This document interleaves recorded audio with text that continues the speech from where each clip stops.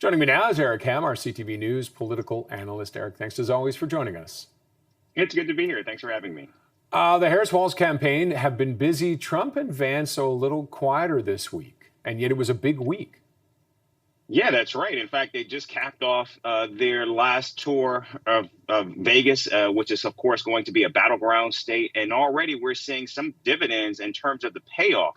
A New York Times Siena poll is showing that the Harris-Walz campaign is actually ahead in Michigan, Wisconsin, and Pennsylvania, three key battleground states that are going to be crucial to whoever wins this election. And it's so striking because what we have seen is Harris and Walz actually visiting all of these key battleground states, whereas this week Donald Trump only visited Montana. So he basically ceded the entire ground, which is so seismic in terms of the shift, because what we're seeing is Donald Trump has actually ceded the ground to these states. And it's these battleground states that's going to determine the outcome of the winner in this race. Remember, in 2016, when Donald Trump won the presidency, national polls were showing Hilary Clinton actually winning, which is why so many people thought she would win. But it was when the results came in Michigan, Wisconsin, and Pennsylvania that showed Donald Trump actually won those states by less than 3 percentage points. And all three of those states combined, that's what actually put him over the top. And so what we're seeing now is Harris and Walz are attempting not to make that same mistake. Now, Trump has said he's winning in those battleground states. That's why he wasn't there, and that he went to Montana because there's key battles that he wants to see the Republicans win. Is there any truth to that?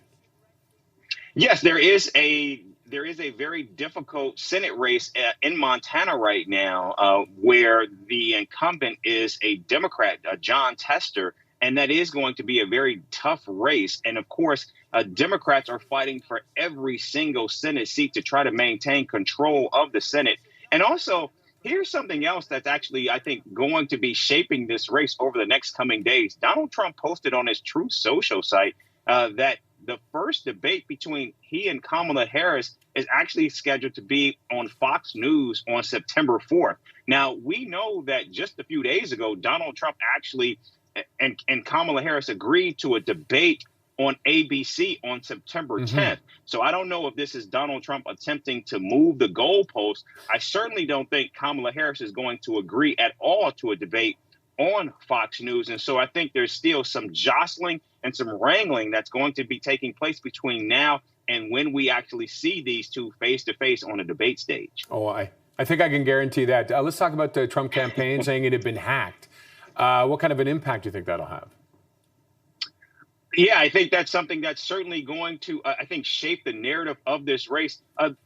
We have already been hearing from intelligence sources that countries from Iran, Russia, and even Cuba are attempting to try to engage in the elections. Already, China is actually, we're told, playing at a very different level, trying to actually impact some of the more down ballot races. And so I think as this process continues to play out, we're going to see more and more warnings from the U.S. intelligence community about what's actually happening in this election. And I think also we're going to see the campaigns themselves talk more about this and also try to ratchet up the security around their efforts to try to engage with voters across the country.